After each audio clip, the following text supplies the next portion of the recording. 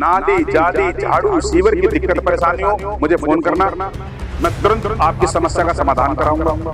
किसी भी आदमी को मनोज जिंदल परेशान करे, आप मेरा नंबर सेव करें, मुझे फोन करना, मैं आपकी सहायता के लिए वहाँ पे खड़ा हूँगा। विपक्ष के लोग हैं और जो उनके दलाल हैं, मैं बिल्कुल खुले शब्दों में बोलना चाहूँगी, जिसका नाम गोल्डी है, जो पूर्व निगम पार्षद बबीता का भाई है, वो और जो हमारा विधायक सोमदत्त है, इनकी मिली भगत के द्वारा ही यहाँ के लोगों का जीना हराम कर रखा है।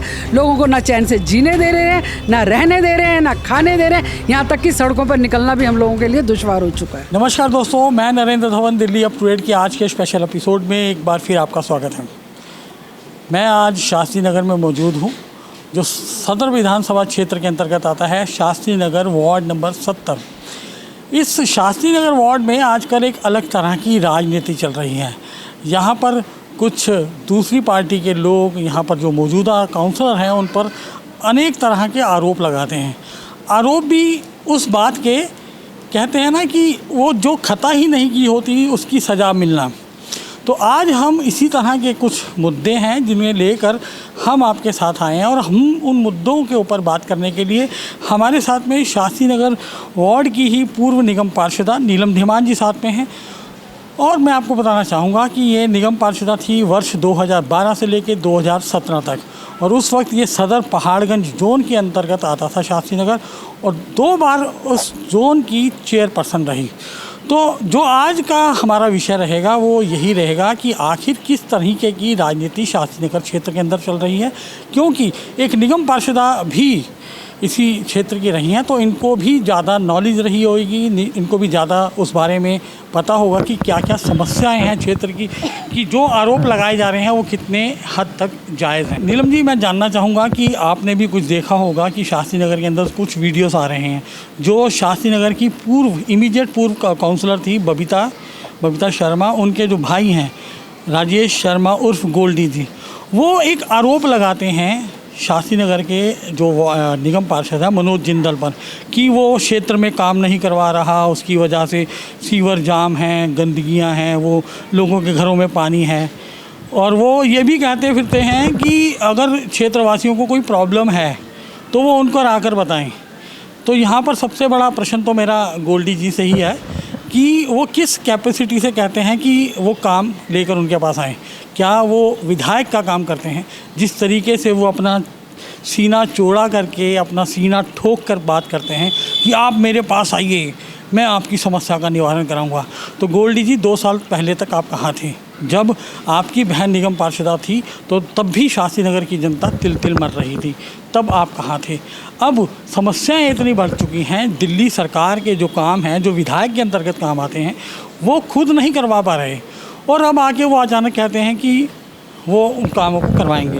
तो नीलम जी, इस तरीके का उनका जो चैलेंज है वो कितना जायज़ है, या किस तरीके से जो आरोप लगा रहे हैं, इन पे हम बात करना चाहेंगे। धवन जी, मैं आपको सबसे पहले तो ये बताना चाहूँगी आपके चैनल के माध्यम से कि जो शास्त्री नगर के अंदर एक दूसरे के ऊपर आरोप और प्रत्यारोप की जो राजनीति चल रही है, ये बहुत ही घिनौनी राजनीति है, और इस राजनीति का जो असर है सीधे सीधे यहाँ की जनता के ऊपर पड़ रहा है।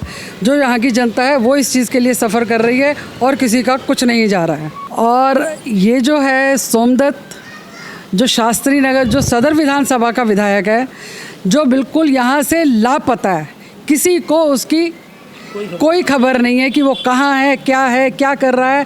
उसके तो हमें पोस्टर लगवाने की ज़रूरत है कि वो एक लापता जो है यहाँ का विधायक वो हमको मिले, और उसकी जगह जो है पूर्व पार्षदा बबीता, उसका भाई जो गोल्डी है, वो उसकी जगह यहाँ पर उसका एजेंट का काम करता है, उसका दलाली का काम करता है, क्या काम करता है। अगर वो इतना ही काम करने वाला होता और अगर इतना ही उसके अंदर दम होता तो वो क्यों हार गया, उसकी बहन क्यों हार गई है? जो आज लोगों को बोलता है कि आप मुझे फ़ोन करिए, मैं फ़ोन करके मैं आपकी समस्याओं का समाधान करूँगा।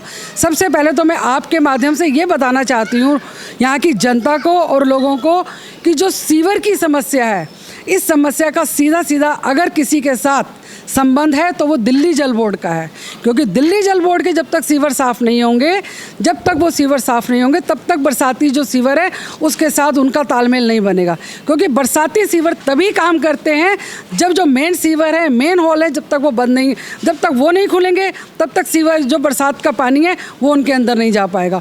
वो वाटर जो है बैक मारता है और उसकी वजह से लोगों के घरों में पानी, लोगों का ये बुरा हाल है कि लोगों का वहीं पर चूल्हा रखा हुआ है और वहीं पे गटर का पानी है, वहीं पर टॉयलेट का पानी है, वहीं लैट्रिन है।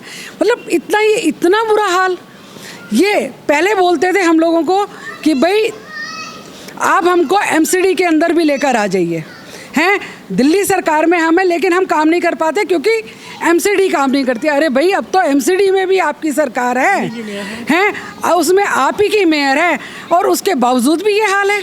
अभी राजेंद्र नगर के अंदर इतना बड़ा एक हादसा हुआ, उस हादसे के 3 दिन के बाद बारिश हो रही है, फिर वही सेम वाटर लॉगिंग, वही सेम पार्किंगों के अंदर पानी भर रहा है। 2 दिन के 3 दिन के अंदर भी आप लोगों से कुछ काम नहीं हुआ।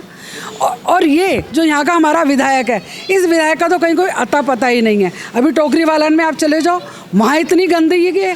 आप आनंद पर्वत में चले जाओ, वहाँ झुग्गियों में इतनी गंदगी है, आप वहाँ से निकल नहीं सकते हो।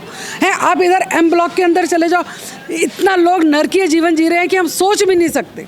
नीलम जी, मैं ना थोड़ा सा एक डेमोग्राफी जानना चाहूँगा, क्योंकि आप जोन चेयरपर्सन भी रहे हैं पूरे सदर जोन के और शास्त्री नगर की पार्षदा भी रहे हैं। तो डेमोग्राफी जो लोगों के अंदर एक भ्रांति सी रहती है कि निगम का काम होता है साफ़ सफाई और जो सीवर की, जबकि ये दिल्ली जल बोर्ड के अंदर आता है। इस बात को थोड़ा सा आपसे मैं क्लैरिफिकेशन चाहूँगा कि जो डेमोग्राफी है, जो एमसीडी के क्षेत्राधिकार कौन से हैं या जो निगम के अंदर क्या क्या चीज़ें आती हैं, थोड़ा इसका क्लैरिफिकेशन चाहेंगे।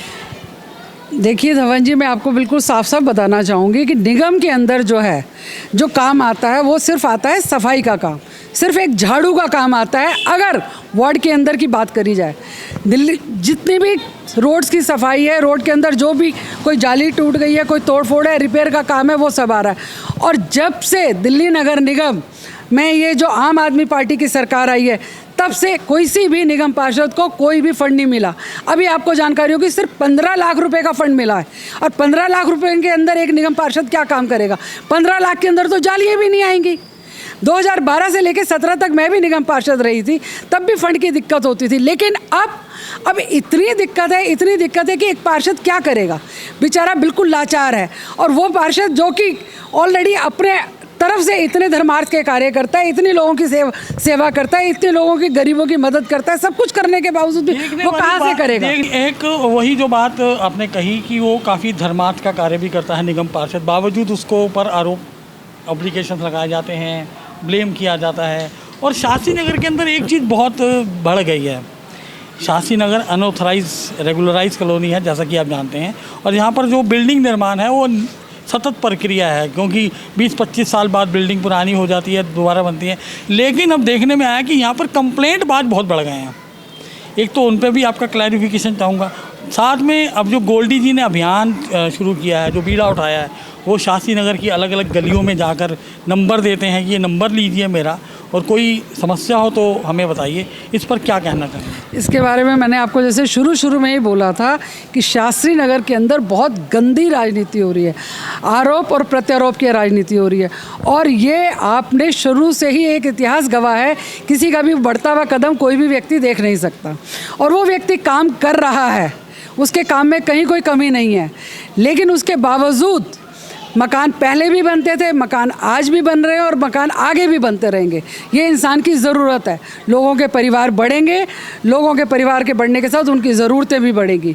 लेकिन जो ये आज के टाइम में जो मकान का जो हो रहा है, जो आपने बोला कंप्लेंट्स का, ये भी सारा का सारा कार्य अगर कोई कर रहा है तो ये भी हमारा विपक्ष और जो विपक्ष के लोग हैं और जो उनके दलाल हैं, मैं बिल्कुल खुले शब्दों में बोलना चाहूँगी, जिसका नाम गोल्डी है, जो पूर्व निगम पार्षद बबीता का भाई है, वो और जो हमारा विधायक सोमदत्त है, इनकी मिली भगत के द्वारा ही यहाँ के लोगों का जीना हराम कर रखा है।